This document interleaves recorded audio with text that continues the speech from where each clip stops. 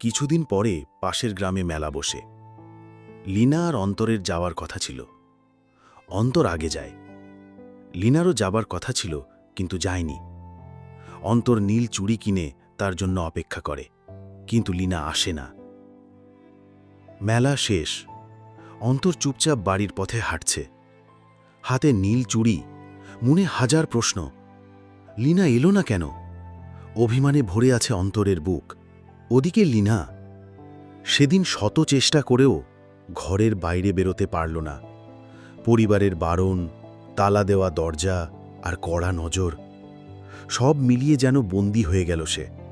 সময় গড়িয়ে রাত নেমে আসে। লীনা ভেতরে ভেতরে ভেঙে পড়ছে। তার চোখে শুধু অন্তরের মুখ আর সেই নীল চুড়ি। কিন্তু সে জানে, অন্তর এখন ভাবছে লীনা কথা রাখেনি, প্রতিশ্রুতি ভেঙেছে। দুঃখ আর রাগ মিলে লীনা একটা কঠিন সিদ্ধান্ত নেয়। হাতের কাছে থাকা একটা ওড়না সে গলায় পেঁচায়, নিঃশব্দে বলে, অন্তর, আমাকে মাফ করে দিও, আমি কথা রাখতে পারলাম না।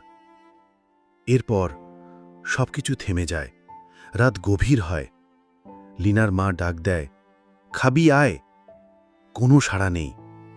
বাবা বাজার থেকে ফেরে, কিন্তু মেয়ের দরজা বন্ধ।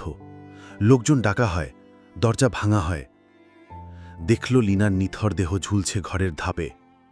মুহূর্তে শোরগোল, কান্নায় ভেঙে পড়ল মা। গ্রামের লোক বলল, এমন মৃত্যু বেশি সময় রাখা ঠিক না। তড়ি ঘড়ি করে সৎকারের প্রস্তুতি শুরু হলো। আর অন্তর, সে তখনও জানে না তার জন্য অপেক্ষা করা সেই মেয়ে চিরতরে চলে গেছে।